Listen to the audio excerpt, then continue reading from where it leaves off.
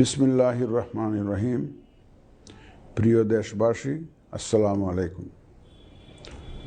মহান সৃষ্টিকর্তার কাছে শুকরিয়া, তিনি বহু প্রতীক্ষিত ত্রয়োদশ জাতীয় সংসদ নির্বাচন এবং জুলাই জাতীয় সনদ সংবিধান সংস্কার বাস্তবায়ন আদেশ 2025 এর উপর অনুষ্ঠিতব্য গণভোটের তফসিল নিয়ে আপনাদের সামনে হাজির হওয়ার সুযোগ দিয়েছেন। বক্তব্যের শুরুতে মহান বিজয় দিবসের প্রাক্কালে দেশবাসীকে জানাই অগ্রিম শুভেচ্ছা। মহান মুক্তিযুদ্ধে শহীদদের প্রতি জানাচ্ছি বিনম্র শ্রদ্ধা এবং তাদের আত্মার মাগফিরাত কামনা করছি। একই সাথে জুলাই আগস্ট 2024-এর ছাত্র গণ অভ্যুত্থানে শহীদদের স্মৃতির প্রতি জানাচ্ছি আমার শ্রদ্ধা এবং তাদের আত্মার শান্তির জন্য দোয়া করছি। মহান মুক্তিযুদ্ধ থেকে শুরু করে 2024-এর ছাত্র গণ অভ্যুত্থান পর্যন্ত সার্বভৌমত্ব এবং গণতন্ত্র প্রতিষ্ঠা ও রক্ষার সকল আন্দোলনে যারা আহত, নির্যাতিত ও ক্ষতিগ্রস্ত হয়েছেন তাদের প্রতি জানাই আমার আন্তরিক সমবেদনা। আহতদের দ্রুত আরোগ্য এবং স্বাভাবিক জীবনের জন্য প্রার্থনা করছি।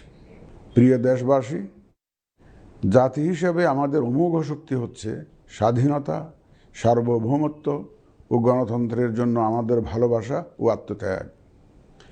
জাতির প্রত্যাশাকে ধারণ করে আমাদের সংবিধান রাষ্ট্রের উপর জনগণের একচ্ছত্র মালিকানা নিশ্চিত করেছে। জনগণের প্রতিনিধিত্বশীল মালিকানা প্রতিষ্ঠার একমাত্র পথ হচ্ছে নির্বাচন। দুঃখজনক হলেও সত্য যে মানসম্মত নির্বাচনের অনুপস্থিতি প্রায়শই আমাদের ঐতিহ্য এবং সামষ্টিক প্রত্যাশাকে ম্লান করেছে। এমনই এক প্রেক্ষাপটে 2024-এর গণ অভ্যুত্থান সংঘটিত হয়েছে।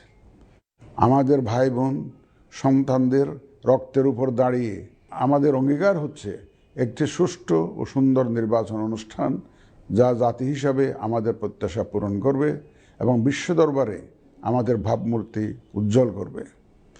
আমার দৃঢ় বিশ্বাস আপনারা একই প্রত্যাশা ধারণ করেন এবং একই অঙ্গীকারে অঙ্গীকারাবদ্ধ। প্রিয় দেশবাসী, সুষ্ঠু ও গ্রহণযোগ্য নির্বাচনের লক্ষ্যে গত এক বছরে আমরা বেশ কিছু গুরুত্বপূর্ণ কাজ সম্পাদন করেছি। একটি স্বচ্ছ নির্বাচনের পূর্বশর্ত হচ্ছে একটি নির্ভুল, পূর্ণাঙ্গ ও স্বচ্ছ ভোটার তালিকা। আমরা শুরুতেই এই কাজে হাত দিই। গত এক বছরে নতুন ভোটার অন্তর্ভুক্তির পাশাপাশি ভোট বিমুখ এবং বাদ পড়া প্রায় 45 লক্ষ ভোটারকে তালিকায় অন্তর্ভুক্ত করা হয়েছে এবং 21 লক্ষাধিক মৃত ভোটারকে তালিকা থেকে বাদ দেওয়া হয়েছে। নারী ভোটারদের যথাযথ অন্তর্ভুক্তির অভাবে পুরুষের সাথে নারী ভোটারের ব্যবধান বেড়ে প্রায় 29 লক্ষে গিয়ে দাঁড়ায়। বাদ পড়া নারী ভোটারদের মাঝে সচেতনতা সৃষ্টির মাধ্যমে সেই ব্যবধান উল্লেখযোগ্যভাবে কমিয়ে আনা হয়েছে। আইন সংশোধন করে ভোটার হওয়ার যোগ্যতার তারিখ প্রতি বছর 1 জানুয়ারির পরিবর্তে কমিশন কর্তৃক নির্ধারিত দিনে নির্ধারণ করা হয়েছে। এর ফলে 31 অক্টোবর 2025 পর্যন্ত যোগ্য তরুণ ভোটারগণ ভোট দিতে পারছেন। গত 18 নভেম্বর প্রকাশিত তালিকা অনুযায়ী বর্তমানে দেশে ভোটারের সংখ্যা দাঁড়িয়েছে 12,76,95,183 জনে। এর মধ্যে পুরুষ ভোটারের সংখ্যা 6,48,14,907 জন এবং নারী ভোটারের সংখ্যা 6,28,79,042 জন। গত এক বছরে নির্বাচন কমিশনের সক্ষমতা বৃদ্ধির পাশাপাশি সংশ্লিষ্ট সকলের জবাবদিহিতা বাড়াতে আমরা বহুবিধ আইনি ও কাঠামোগত সংস্কার সম্পন্ন করেছি।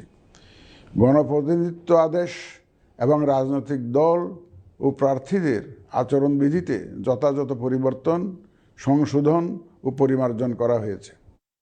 নির্বাচন ব্যবস্থা সংস্কার কমিশনের বিভিন্ন সুপারিশের পাশাপাশি নির্বাচন কমিশনের নিজস্ব মূল্যায়ন ও অংশীজনের পরামর্শের ভিত্তিতে এসব সংস্কার করা হয়েছে। এই উদ্যোগ সফলভাবে সম্পন্ন করতে সহযোগিতার জন্য আমি অন্তর্বর্তীকালীন সরকার, নির্বাচন ব্যবস্থা সংস্কার কমিশন ও জাতীয় ঐকমত্য কমিশন সহ সকল অংশীজনদের জানাই আমার কৃতজ্ঞতা। প্রিয় দেশবাসী, বিভিন্ন কারণে এবারের নির্বাচন আমাদের জাতির ইতিহাসে অনন্য ও গুরুত্বপূর্ণ। প্রথমত, প্রকৃত গণতান্ত্রিক ধারা পুনঃপ্রতিষ্ঠার পাশাপাশি কাঙ্ক্ষিত সংস্কার প্রশ্নে সিদ্ধান্তের নির্বাচন এটি। এবার জাতীয় সংসদ নির্বাচন ও গণভোট একই দিনে অনুষ্ঠিত হবে, যা একটি নতুন অভিজ্ঞতা। দ্বিতীয়ত, সংশ্লিষ্ট সকল রাষ্ট্রীয় ও গণতান্ত্রিক প্রতিষ্ঠানের জন্য এই নির্বাচন হচ্ছে সক্ষমতা প্রমাণ করে ভাবমূর্তি পুনরুদ্ধারের অনন্য সুযোগ। তৃতীয়ত, দীর্ঘ গণতান্ত্রিক আন্দোলন সংগ্রামের পর দেশের স্বার্থে রাজনৈতিক দলসমূহের মাঝে সৌহার্দ্যপূর্ণ গণতান্ত্রিক প্রতিযোগিতার ধারা প্রবর্তনের দাবি রাখে এই নির্বাচন। চতুর্থত, প্রায় অকার্যকর পোস্টাল ভোট ব্যবস্থাকে পরিমার্জন করে এই নির্বাচনে একটি কার্যকরী রূপ দেয়া হচ্ছে। বিশেষ করে বাংলাদেশের অন্যতম চালিকা শক্তি আমাদের রেমিটেন্স যোদ্ধা তথা প্রবাসী বাংলাদেশি ভোটারদের প্রথমবারের মতো ভোটের আওতায় আনা হচ্ছে। একইভাবে প্রথমবারের মতো ভোটের আওতায় আসছেন আইনি হেফাজতে থাকা ভোটারগণ। এছাড়াও নিজ নির্বাচনী এলাকার বাইরে কর্মরত সরকারি কর্মচারী এবং নির্বাচন অনুষ্ঠানের সাথে সম্পৃক্ত ব্যক্তিগণ পোস্টাল ব্যালটের মাধ্যমে এবার ভোট দিবেন। প্রিয় ভোটারবৃন্দ, ভোট আপনার শুধু নাগরিক অধিকারই নয়, বরং পবিত্র আমানত ও দায়িত্ব। এই দায়িত্ব সচেতনভাবে আপনারা পালন করবেন, এ আমার বিশ্বাস। যে কোনো ভয়ভীতি, প্রলোভন, প্রবঞ্চনা এবং সীমাবদ্ধতার ঊর্ধ্বে উঠে নিঃসংকোচে আপনাদের ভোটাধিকার প্রয়োগ করুন। আপনাদের নিরাপদ ও উৎসবমুখর অংশগ্রহণ নিশ্চিতকল্পে সংশ্লিষ্ট সকল প্রতিষ্ঠান ও বাহিনী কাজ করবে। ধর্ম, গোত্র, গোষ্ঠী, লিঙ্গ নির্বিশেষে সকলে এই আনন্দ আয়োজনে অংশগ্রহণ করুন। পরিবারের প্রতিবন্ধী, বয়স্ক ও সন্তান সম্ভবা মা সহ সকলকে নিয়ে ভোট দিতে আসুন। আমি আশা করি আপনাদের স্বতঃস্ফূর্ত অংশগ্রহণের মাধ্যমে ভোটের অনুষ্ঠান উৎসবে রূপ নেবে। প্রবাসে বসবাসরত প্রিয় ভোটারগণ, প্রবাস থেকে ভোটদানের জন্য নিবন্ধন কার্যক্রম গত 18 নভেম্বর থেকে চলমান আছে। আগামী 25 ডিসেম্বর পর্যন্ত পোস্টাল ভোট বিডি অ্যাপের মাধ্যমে পৃথিবীর যে কোনো স্থান থেকে ভোটদানের জন্য আপনারা নিবন্ধন করতে পারবেন।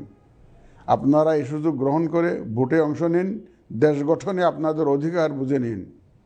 প্রবাসী ভোটারগণ ছাড়াও দেশের ভিতরের 3 ধরনের ভোটার পোস্টাল ব্যালটে ভোট দিতে পারবেন, যা ইতিমধ্যে উল্লেখ করেছি। প্রবাসী ভোটারগণের পাশাপাশি এই 3 ধরনের ভোটারগণ আগামীকাল থেকে শুরু করে আগামী 25 ডিসেম্বর 2025 পর্যন্ত পোস্টাল ভোট বিডি অ্যাপের মাধ্যমে এবং নির্ধারিত পদ্ধতিতে পোস্টাল ভোটের জন্য নিবন্ধন করতে পারবেন। ব্যক্তি ভোটার ও প্রতিষ্ঠানসমূহের প্রতি আমার আহ্বান, আসুন আমরা আমাদের ভোটাধিকার নিশ্চিত করি এবং ভোটে অংশ নেই। প্রিয় দেশবাসী, বর্তমান সময়ে সামাজিক যোগাযোগ মাধ্যমে বিভিন্ন বিভ্রান্তিমূলক তথ্য ছড়ানো হয়ে থাকে। বিশেষ করে কৃত্রিম বুদ্ধিমত্তা ব্যবহার করে অসত্য তথ্য ও অপতথ্যের বিস্তার দিনকে দিন বেড়ে চলেছে। প্রতিপক্ষ দল ও প্রার্থীকে হেয় করার পাশাপাশি নারীদের প্রতি বিদ্বেষমূলক প্রচারণা আমাদের ঐতিহ্যকে ক্ষুণ্ণ করে এবং নির্বাচনকে কলুষিত করে। দেশের প্রচলিত আইন অনুযায়ী এসব রোধে প্রয়োজনীয় ব্যবস্থা গ্রহণ করা হবে। আপনাদের প্রতি আমার বিশেষ অনুরোধ, অসত্য এবং অসৎ উদ্দেশ্যে প্রচারিত কোনো তথ্যে কান দিবেন না, গ্রহণ করবেন না। মনে রাখবেন, অসত্য তথ্য শেয়ার করাও শাস্তিযোগ্য অপরাধ। আমি এবার নির্বাচনে অংশগ্রহণে ইচ্ছুক প্রার্থী এবং দলসমূহের প্রতি 2-1টি কথা বলতে চাই। আসুন আমরা আচরণবিধি মেনে একটি শান্তিপূর্ণ ও উৎসবমুখর নির্বাচন নিশ্চিত করি। শান্তিপূর্ণ সহাবস্থান এবং পারস্পরিক শ্রদ্ধা নিশ্চিত করে ভোটারদের বিশ্বাস ও আস্থা অর্জনই হোক আপনাদের লক্ষ্য। নির্বাচনে দায়িত্ব পালনকারী প্রিয় সহকর্মীবৃন্দ, নির্বাচন কমিশন স্বচ্ছতা, নিরপেক্ষতা এবং দৃঢ়তার সাথে দায়িত্ব পালনে বদ্ধপরিকর। কমিশনের অংশ হিসাবে আপনারা নির্ভয়ে সততা ও নিরপেক্ষতার সাথে দায়িত্ব পালন করবেন।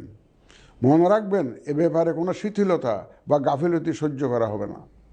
একটি সুন্দর ও গ্রহণযোগ্য নির্বাচন অনুষ্ঠানে সংবাদ মাধ্যম ও পর্যবেক্ষক সংস্থার সহকর্মীদের ভূমিকা অপরিসীম। আপনারা স্বাধীনভাবে সর্বোচ্চ পেশাদারিত্ব, নিরপেক্ষতা ও বস্তুনিষ্ঠতার সাথে আপনাদের দায়িত্ব পালন করবেন, এটিই আমাদের প্রত্যাশা। প্রিয় দেশবাসী, আমি এই পর্যায়ে নির্বাচনী তফসিল তথা নির্বাচন সংক্রান্ত সময়সূচি ঘোষণা করছি।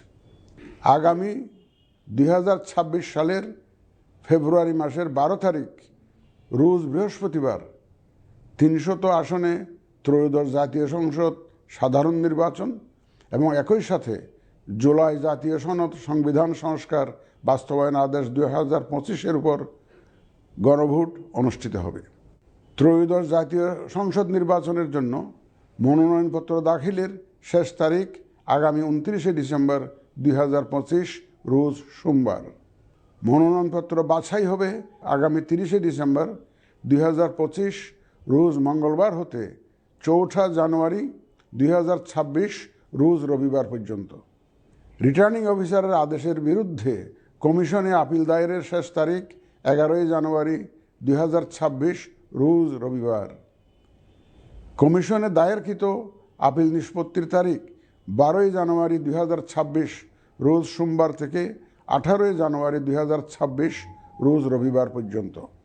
প্রার্থিতা প্রত্যাহারের শেষ তারিখ 20 জানুয়ারি 2026 রোজ মঙ্গলবার। রিটার্নিং অফিসার কর্তৃক চূড়ান্ত প্রার্থী তালিকা প্রকাশ ও প্রতীক বরাদ্দ 21 জানুয়ারি 2026 তারিখ রোজ বুধবার। নির্বাচনী প্রচারণা চলবে 22 জানুয়ারি 2026 রোজ বৃহস্পতিবার হতে ভোট গ্রহণ শুরুর 48 ঘন্টা আগ পর্যন্ত তথা আগামী 10 ফেব্রুয়ারি 2026 রোজ মঙ্গলবার সকাল 7:30 পর্যন্ত।